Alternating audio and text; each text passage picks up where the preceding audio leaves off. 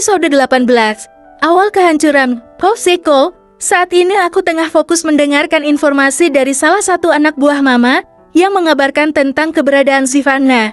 Pria itu mengatakan bahwa Sivana dalam keadaan baik-baik saja dan sehat. Itu sudah cukup melegakan bagiku. Aku benar-benar sangat merindukannya, meskipun aku sudah tahu keberadaan Zizi ada di mana. Tapi aku belum berani untuk mendatangi Zizi kalau masalahku di sini belum selesai. Nona Zizi sekarang sering bersama dengan Direktur Utama JP Group. Tuan pria berusia 10 tahun lebih tua dariku ini benar-benar selalu memberi informasi yang akurat. Kedekatan Zizi dan pria bernama Javir karena Zizi telah bekerja di perusahaannya. Ya, aku tahu Robert, semuanya salahku. Tak kalau memang Zizi bisa nyaman bersama pria itu, aku akan mengalah sedikit. Namun setelah semua masalahku selesai, aku berjanji akan membawa Zizi kembali ke pelukanku. Iya tuan, saya mengerti, jawab pria itu. Robert adalah orang kepercayaan Mama Liora. Menurutku Stefano lebih baik daripada Zizi dekat dengan pria lain. Aku percaya bahwa Stefano bisa menjaga Ziziku, tapi Javir, entahlah. Sebenarnya hatiku terasa sesak, bahkan mataku sudah mulai memanas ketika mengatakan hal itu.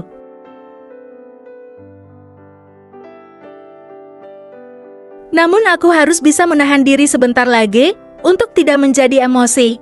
Aku masih ingat ketika awal pertama kali Sonia datang ke rumah dan mengatakan bahwa dia tengah hamil, rasanya dia sedang mengadakan drama dadakan.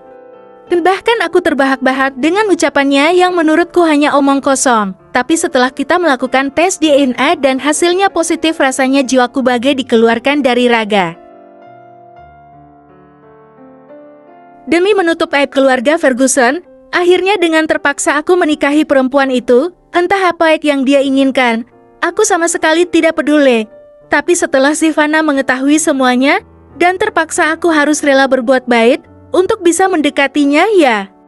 Kecurigaanku dan Mama semakin berdasar ketika wanita itu telah melahirkan di usia 7 bulan kandungan. Namun menurut Mama seharusnya bayi itu terlihat lebih kecil karena lahir prematur. Tapi Kanu seperti bayi yang lahir normal, bahkan berat badannya berada di atas rata-rata, bahkan bayi itu nampak sangat sehat. Dan Mama akhirnya menggunakan kekuasaannya untuk mencari tahu kepada para petugas medis, dan hasilnya sangat mencengangkan. Anak itu berusia 9 bulan lebih pada saat lahir. Kohno, ada apa ini? Apa yang sedang direncanakan oleh wanita itu? Kenapa dia berhasil menipu kita semua? Aku yakin di balik permainannya ini ada seseorang yang telah menggerakkannya. Bintang-bintang. Pagi itu aku memutuskan untuk melihat Kanus sebelum berangkat ke kantor. Sebenarnya bayi itu sangat imut dan lucu. Terlepas siapa ibunya dan apa motif di balik semua rencananya, terlihat bayi itu tertawa senang. Saat ini usianya sudah hampir sebulan. Mama juga sudah memberitahuku bahwa Sonia telah berbohong mengenai usia kehamilannya.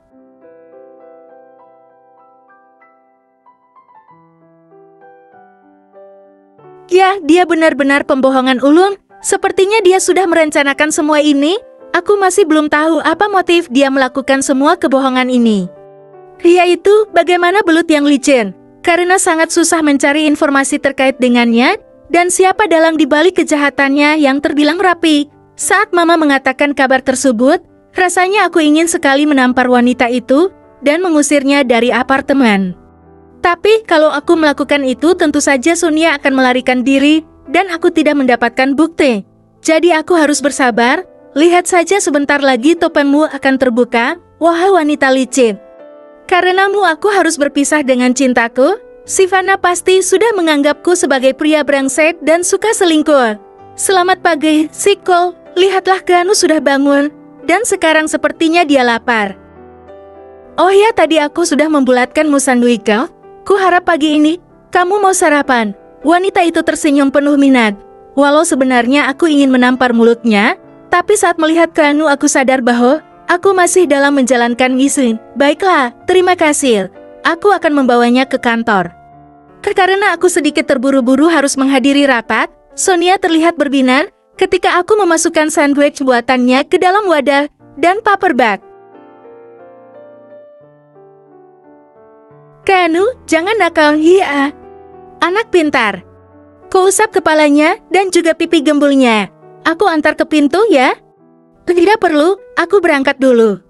Sonia berteriak, selamat bekerja Daddy, hati-hati ya. Aku tidak menjawabnya dan langsung keluar dari apartemen. Tapi kali ini aku tidak pergi ke kantor, melainkan akan menyelidiki tentang Sonia.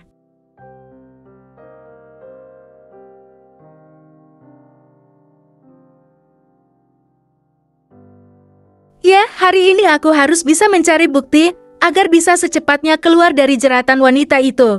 Jelas sekali, kalau Kanu itu bukanlah anakku dan Sonia membohongiku, aku yakin jika malam itu juga pasti adalah rencana Sonia. Malam di pesta itu, di mana itu, adalah awal mula petaka yang kualamai.